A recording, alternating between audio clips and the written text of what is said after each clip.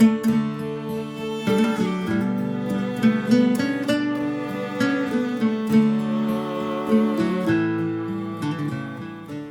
I got my nose button on my frame, I got the side buttons on it, and it'll be ready to bend.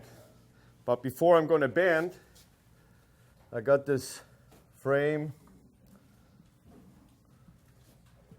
with the nose button on it, side button. I measure from the nose button out, and I make 2 marks, here one and here one. Let's go to the other out. Here one and here one. And then I'm going to bend this around. At these marks here, I go all the way around. And I'll fold it, get it all together.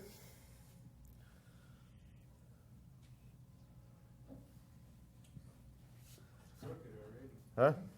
Looks good, isn't it? Anyway, and by the way, if when I'm finished with my braiding the frame, I got a bunch of this strings looking out. If it's rawhide, I wrap it real tight all the way out, and I keep them nice and straight and organized, and not leave them loose. I wrap them up real good so my frames are really wide, that way when they have to tape on. The reason I do this, tape them nice and straight and keep them organized. If you leave them open, what I sometimes see here, while you're building, making this bosal, those strings, they're all dry, start flopping around, they start breaking on you in the fibers. And if you got those breaks in those fibers, you're going to have problem later on when I'm pulling them down here, And I say I'm pulling them. If you got them finished, braided up, make sure when they I wrap them right away when they're still moist, so they stay nice and even. After I got them together, then I got these marks here. There's the strings hanging out. I got these marks here and here. And I make sure, like this is a little too tight here, they probably come like this. Then I measure, like this is the nose button. I measure from here, let's say to down here. So I want to make a bosal 10 3/4. I put a mark here and here. And I got a jig. I can't tell you now, I ain't going to tell you any measurements, but I got a jig. I holding on to it. That tells me exactly where I'm going to tie here. I got this thing right set up. So let's say I will tie it here. Then what I do, I take some artificial sinew, the real tough stuff. Like we talk about stuff, I'll tie a knot in it and pull on it with a piece of wood here and piece of wood there, and it will not break. Whatever breaks is not tough enough. And I double that, the artificial sinew, just double it, kind of rub on a little bit, and then I got this thing here on the table tied down, and then I'm just going to start working around it, make double hitch, like a half hitch, but I go twice around it, pull on it, go around it again, come back up, pull on it, till I got about, let's say, 3/4 of an inch in width, that long. And after I got this tied, I take another twine, artificial sinew, and double it again, and then I go this way around. That really take this part here that way too. It'll just sucks it right up, you know. And I go that around this way, like big times. But I still do this. I still do the same. I go around, come back, and I only got that one thing. I go, I don't know how to, I do with one string, still a half hitch, going twice around, keep going around, keep going. And I've been pulling it like working a riata, you know. And that'll really get everything tied. And after I got all this tied up, I'll take a piece of leather. Most of the time, if I don't get it that thick, I will have it, let's say, I'll take 2 pieces of leather, glue them together, and let's see, I still got, if this is tight here, that way I will measure what I got here. This is my measurement. It's mostly somewhere around, let's see, about 3/4 of an inch between the braiding and the finished bosal in the length. So I measure this, and then I make this thing here exactly that length, and I'll take the thickness of this here, and I'll have it, you know, the thickness in that. And then what I do, right here, you're going to have a build up from your sinews going that way. So you're going to have a little build up. So I'm going to cut this build up. Damn. Cut this build up like this. I'm going to cut a notch in it, you know. But the other thing is, we got this here too. So what I do, if you're looking, how can I draw this? I'm gonna, if you look from top here, like down here, I'm gonna cut on the top just barely a little bit. And on the bottom, I cut a lot. That this part here just fits real snug in between those two. I mean, I force it. I got a piece of steel sticking out on my bench vise, and then I put my bosal, put in there, and just smash, get it right in there, you know. So it'll really stick to it. And then you got that really nice piece here, all filled out. But I'm going to put a couple of holes through here, and I have 2 pieces of sinews going through, going around, come back up, go through, go around, back up, go through, so it'll stay in there, you know. That'll really suck it right in and hold it there. Don't matter what kind of tornado you're going to have, this thing will not come out, you know. If I got this finished all here, I'll take another sinew, and I'll squeeze this whole thing together. I will bend it so it'll be about like this, about this small, you know.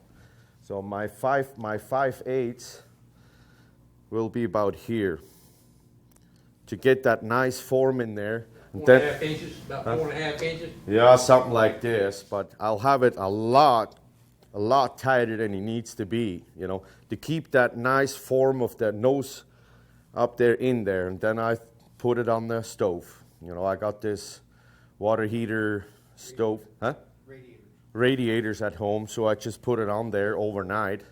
And in the morning, I just take that rope off, and that thing will stay exactly the way it is, you know. So what I have to do then is just open it up like this, and those cheeks here will have the exact form of the horse's cheeks here, you know, and it'll stay that way, you know. And then if I got that finished, I got all these strings here. While I was been drying this on the radiator, before I put it on the radiator, all these strings here, I take the tape wrap off, and I spray them with soap and water. And I take a damp cloth and wrap it around it. And then I put that fresh foil, that real fine foil. Saran wrap. Right, exactly. That's what I meant.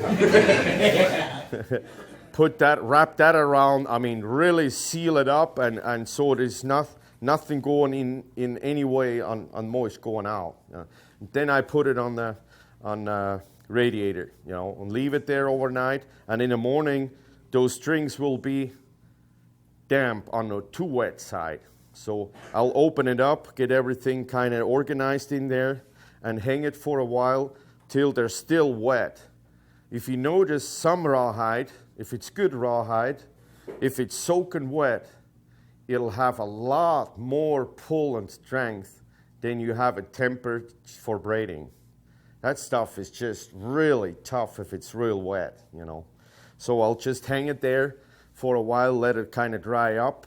And then I organize all my strings. And what I do, I pull them all that way. So because some strings are going that way, some strings are going that way, it's going to be a back and forth.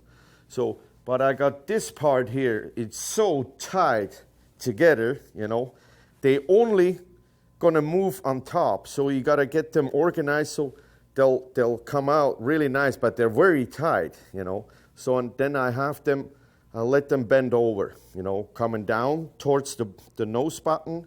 And the ones in the middle, they're right here, I let them stick out. In my case, with a 16 plat, I have this one leftovers here. There'll be probably 3 and 3 on each side of this frame. I'm not going to use for working the heel button.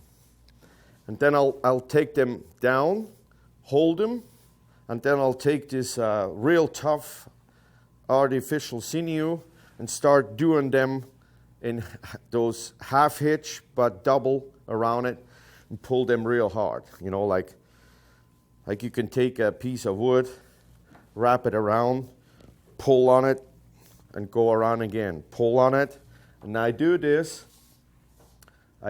here. Let's say, I pull on it. I do this like an inch long. I will start up here, where I'm going to bend them all. And I bend them all the way down to here, where the wedge starts, this part here. So they're going to be all this way here. And then I'm going to go around, work this until it's all finished all the way down here. And then I'm taking a thick piece of rawhide, a good strong piece like Bill used to use for when Bill Dorrance used to use those tough strings to sew the Honda on his, the chute on the Honda, the burner. It needs to be a real tough, good rawhide. And then I make a ring knot here, a really tight ring knot. And I have a special fit for that because you can hardly get with the fit underneath of when I tie that ring knot. So it'll really be like, gets a lot of pressure on it. And the reason I want to put this ring knot on there, it'll build up down here and it'll get smaller up here when you work on it. But also this ring knot, whatever happens on this bosal, like in the old days where they were doubling horses sometimes, those frames got a lot of pull on one and on the other side, So, but I got this extra ring knot up here I'm going to put in, but just in case, I got that one here too. That'll hold everything really snug together, And after I got this ring knot on real tight, I'm going to bend all these strings coming back, And if I got them all nice and snug back around here, I'm going to take the same sinew and work it around here again for about a quarter till a half inch, real tight again. And then I'm gonna pull all those strings here that way. again, and this will make everything come back, working back, and get real tight. And after this, I got this all tied up here. I'll have all these strings sticking out that way. So to have my bosal ends sticking out nice and even, I'll got all this bunched up again with the leftovers I didn't use. I'll take a sinew and go around it, and I got a bench-wise, a little one. I tie it. I have two of them going that way. So what I do, I pulling on them real hard. The squeeze all together. It might start up here, and I keep working this thing. Like I go around, pull on it, and then I'll use my vise on it, pull on this. I go with my bosal like this, go around it, and pull on it again. If you don't twist, keep doing the same twist on your bosal, pulling on it. All this stuff here might pull onto one side. There might be off center. So to get not to have this, if I pull on those strings, I always rotate my bosal so it'll always get the same pressure going all the way around. And then I do this like for, probably an inch long, so it'll stick out. And then I take a knife and cut the excess off. And then I start working the tape. So I got, like this tape like Steve is using. They're selling Steve Dercott. And I got this tape in like from, say, quarter inch, from a quarter inch, less than a quarter, all the way up to this 2.5 inch, 1 inch or what he has, So I start building, and I don't go around like this. I go around like making it nice, that way, that way, that way, and then you always, if you make a heel knot, it'll be smaller here and wider here. So what I do, I start building up here and building up.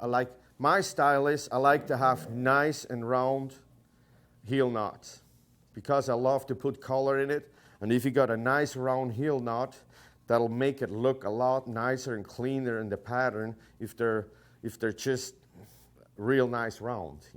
I see a bunch of those bosals. They're small and long, and they even look like this. Up here. This is very hard to braid.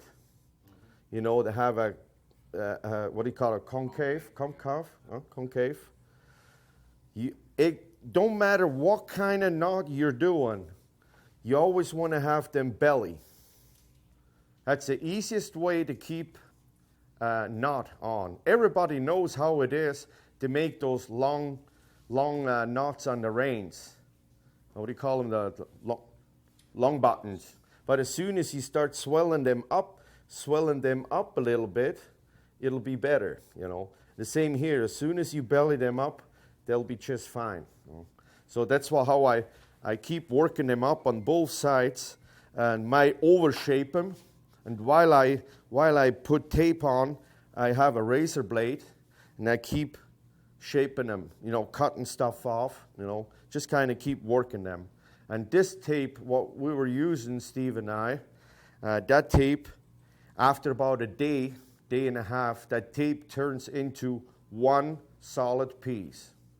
There's no way you can take it off, This is just that things just sticks to it, and it'll dry up, and you can't pull anything on it anymore. So that's why I took this tape to make all this, and the glue will dry up right away, and so I don't have to be afraid if it gets in the sun or whatever, that the glue eventually will come out of the braid.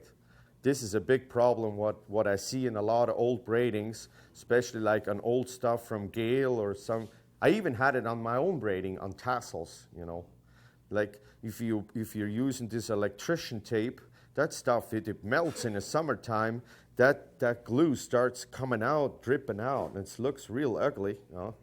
And there's nothing you, huh? That way too. Adhesive tape like the doctor uses is bad that way too. I don't know. Yeah, how you people see, use that. I don't use anything of that, you know.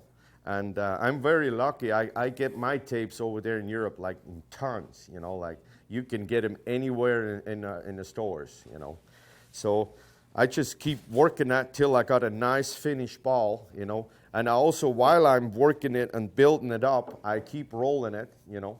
So I'll always have a solid piece, you know. And after that, I just go on with braiding, you know. And I always like to start braiding my heel knots with the ending, with the starting string up here, and I work my braiding around like this. Some people do it that way, but my problem was whenever I did one like this way, I got real tight here, but I got real loose up here, you know. So I like to do them that way, and so I get real tight. So a lot of people having problems with the foundation over one, under one. Maybe they're having a hassle, get those strings stick on, you know, in the first few go-arounds. So they make them real tight. The problem is if you make the first go-around like over one, under one tight, and if you start interweaving, you know, it will not pull up here, but it will pull down here, and pretty soon they start coming up, you know. And then you got those big old gaps, you know, seeing there, and this is the bad thing. So as looser as you braid and you over one, under one, as better it is for you, like especially if you go over 4, like I wouldn't go more than over 5, like for the last inner, like mine are over 3, over 4, under 4 like this, you know. But you just got to be careful. Always think it's the same with those long buttons. If you have slack on them at the start, they'll be really nice at the end when you finish them up because they sit right nice down there, you know. They're not like it happens like that's why you can see on a lot of reins. If you see reins, sometimes they got those big old buggy, bully buttons on it. They were way overweighted on a pair of reins because the braiders had a problem, you know, to have a thinner foundation for the knot, you know, and they don't think about they still need to put that rawhide on. But after the rawhide is on, it got so thick that you got those big, heavy buttons on it, you know. They just take those reins out of balance, you know. And that's why most of the time, it happens to me. I'm talking about, I used to put ring knots on the long buttons too, you know, to have a hold for my strings working around it, you know. I stopped doing this. I just pull a string through my braiding in the middle of the ring of the long button, and then I work a tape around it real tight. Also this tape, just work it real tight. And that little string I put in here through the braidings will stick out, will hold that tape in place. It will not move on you. There is some fancy braiders out there. They put nails through the whole thing. And that hurts me, hearing that. I mean, how can you put nails through your whole braiding, you know? It just, chills me to talk about it, you know? Like, no, it really is, you know? So I just take a tiny little string, go under, take it out, make a twist on it, go back on, under the next one, come out, put a twist on it, duck it under again, and that'll have a nice grab for the tape to hold on to, and then I roll it. And this tape, if I take the string and touch that tape, I can squeeze it into the tape going around. It'll hold all the strings nice and they sit right there. They won't move on you. They will move if you pull too much in the foundation. And so it's the same thing here. If I bet everybody in here had the problem to tie the heel knots, on that. Just getting too tight and they move on you and all this. So if you kind of give them slack, then will sit there and they'll also sit there when you're finished braiding because it's always here. I like to have, when I come with my string around here, I like to lay them against the frame.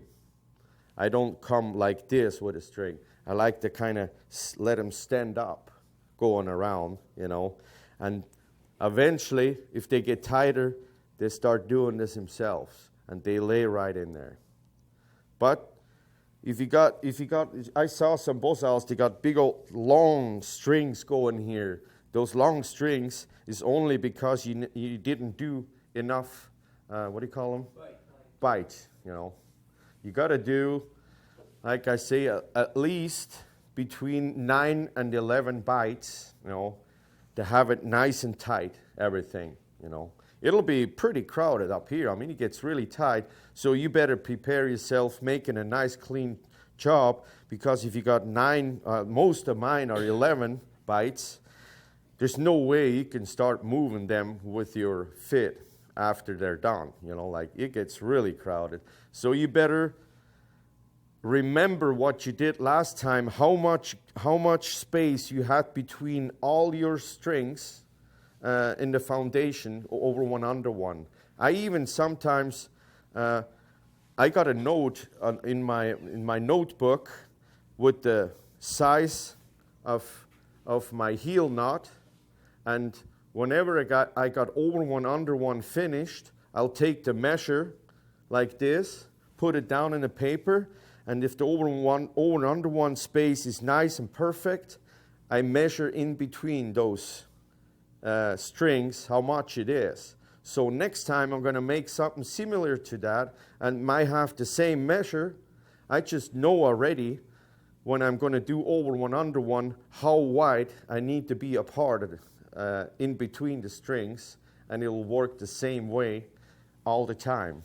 I got all these measurements put down on each size of different heel knots, and that helps me a lot. For me, I just do it for the heck of it, just to It allows you to be repeatable.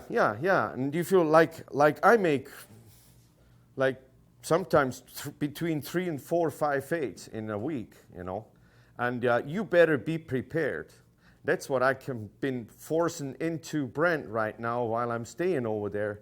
I'm freaking out. I don't have anything I can really work with because he has a total different system than I am, And that's why it's for me so hard sometimes to be on a strange place working with people, because I don't have my setup there, I was freaking out in his place, but I'm glad he didn't come to my place. sometimes, no, it's just, Be glad he throws stuff across the room. oh man, I was just turned like a monkey, but no, this is really, really important that whatever you're going to do it again, the same way, and you want to do it that way always. If you're prepared for that and you feel satisfied what you're doing, start putting down notes. It will always help you. It is just very, very important. And if you want to get going and make a part of living out of it, you got to be prepared for things like this, and that will help. I mean, things like this, putting notes down like that, I mean, it'll save you eventually like an hour or 2 a day, Just look at it. Yeah, I got it, and you just keep going, and it'll help you a lot, The same with nose button length, I got on my bench a green board out of plastic. I got tons of different measurements on nose button length, where I'm going to start. The center underneath this nerve knot, I got them all lined up. So plus the measure, sometimes even names on it, like one guy here is a pleasure guy or whatever. He likes to have them 8 inches, and the other one likes to have them 8 1/4. The other one likes to have them 6 1/2. So I got this all on my working bench, always ready to go. I know exactly where what, and it helps you, And that's what I think it's, for me, sometimes it's even more important to be prepared like this than think about prices on your stuff, Get yourself going, and you get faster while you're working on it. Like if I make like 4 bosals in a week, and most of the time on Saturday,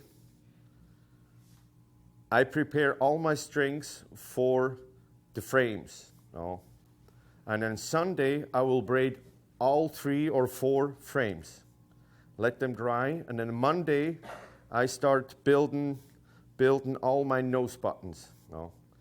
I start building the nose button on one.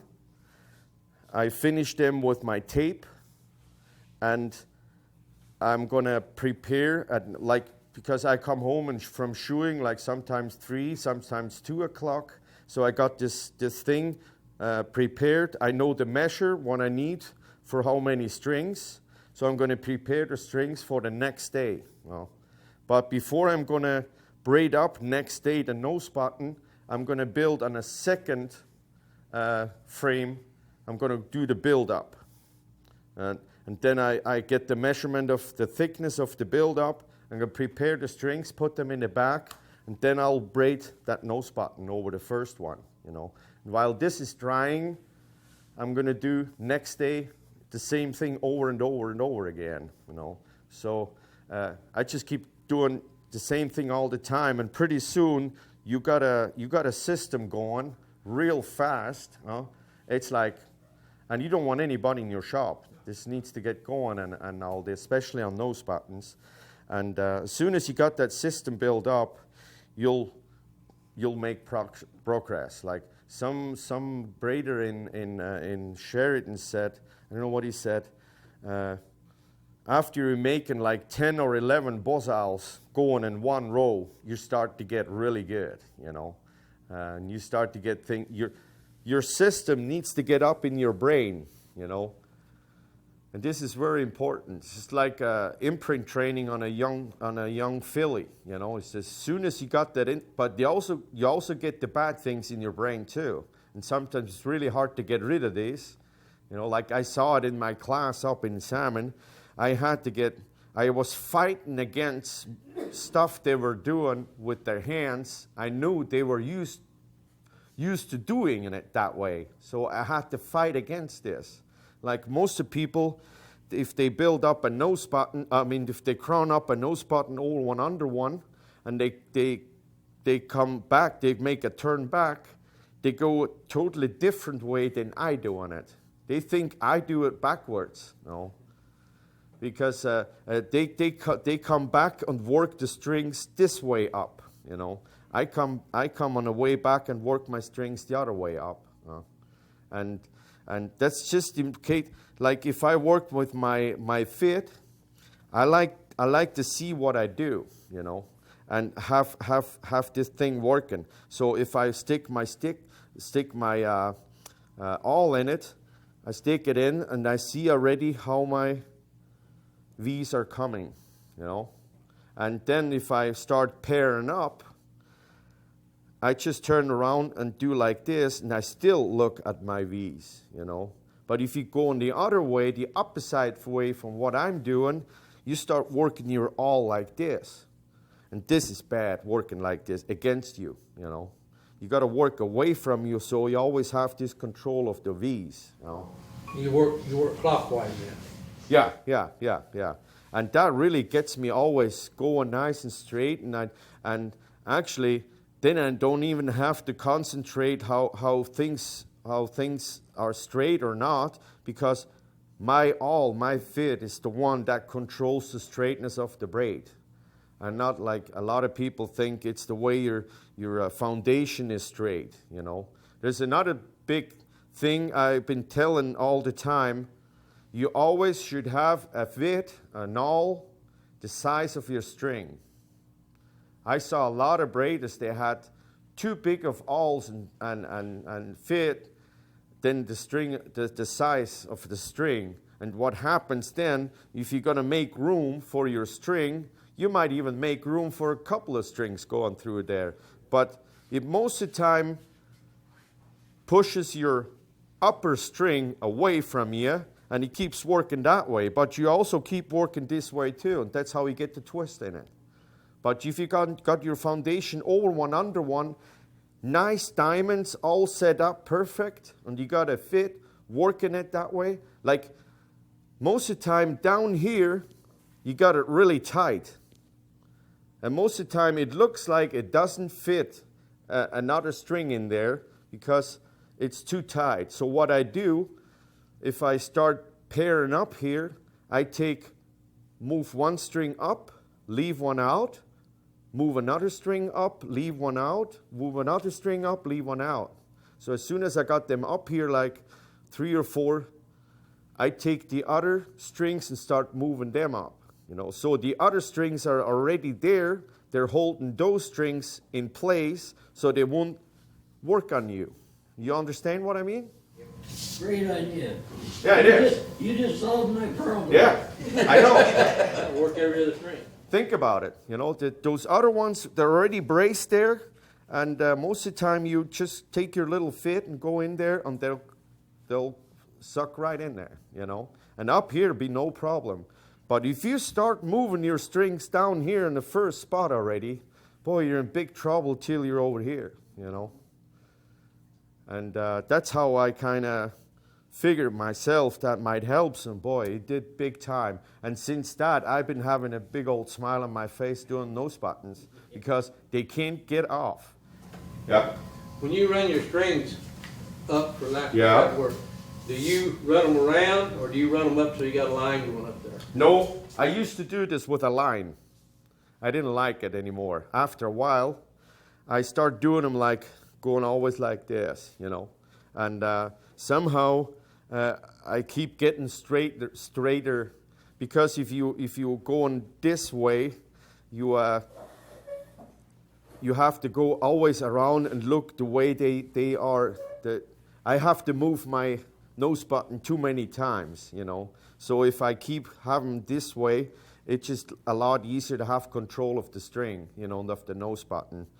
And I saw some guys, and I did the last 4 weeks, some of them, I finished the strings up here. I didn't like it. That's where I really got scared, because I had to turn this back and come back here.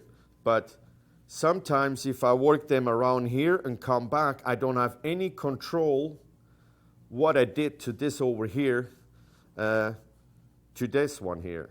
Because if you're working them down, if you come up there this way and working them down and come back up, you might push something a wrong way than you had down here, That's why I like to finish up always on one side, And so I have to control with that part here coming over nice and straight, and it'll stay straight.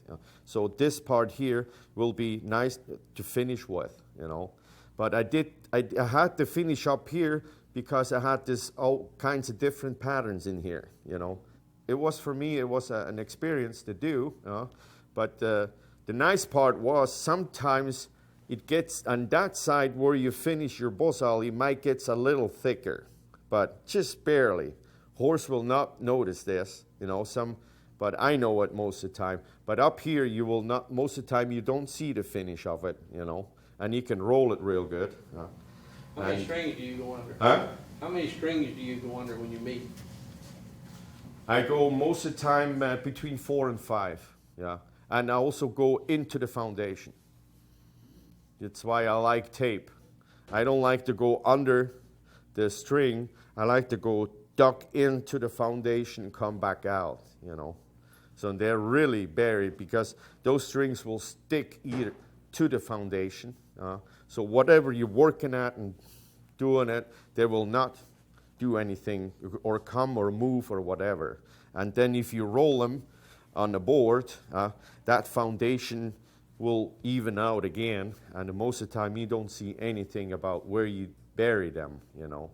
And you have to watch also where you bury your ants, where they're gonna come out, you know. They might gonna come out on a place where you have a hard time to move your strings later on. But you have to figure that on your own, you know. But for me, this is a very, very, very, very important thing. How you start, which way you go.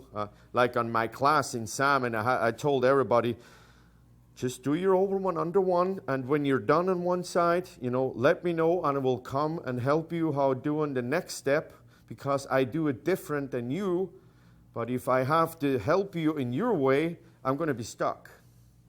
I had 99% of all these guys just didn't even stop. They just over one, under one, turn around and go on their way. And pretty soon they're, I said, told you, wait until I come and help you, you know.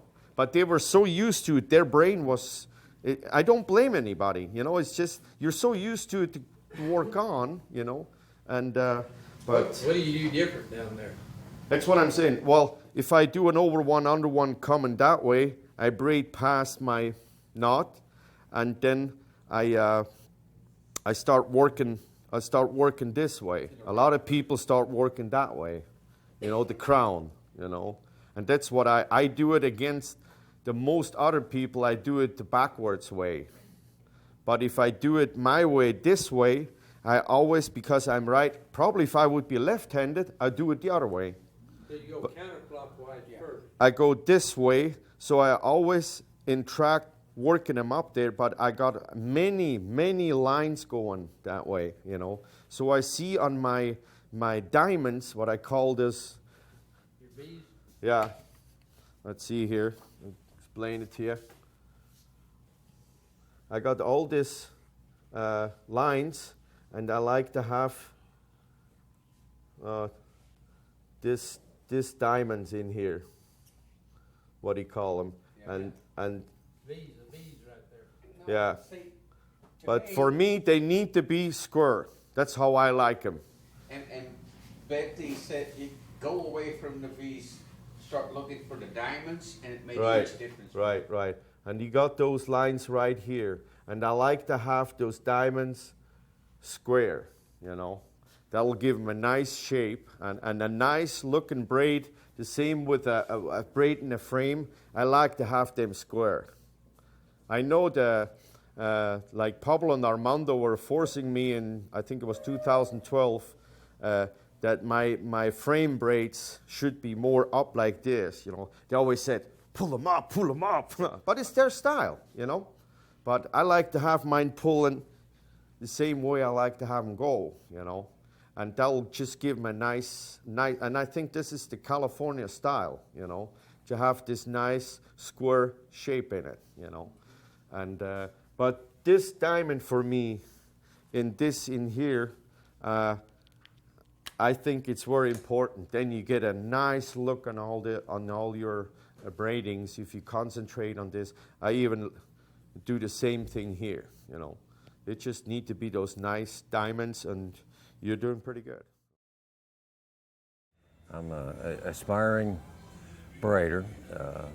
Clint Haverty got me started here a year or so ago, and I'm working with parachute cord and braided a hackamore or two.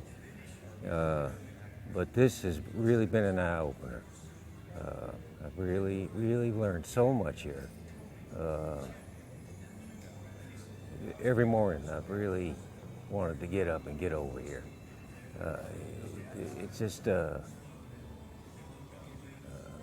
camaraderie and the people I've met and the information is just incredible. So I would highly recommend this to anybody that is interested in this. Just not from the braiding aspect, but the horsemanship and the fellowship. The facilities have been fabulous. The cooking, I've probably put on 5 pounds here. The cooking has just been out of this world. So again, there's just there's no negatives to this at all.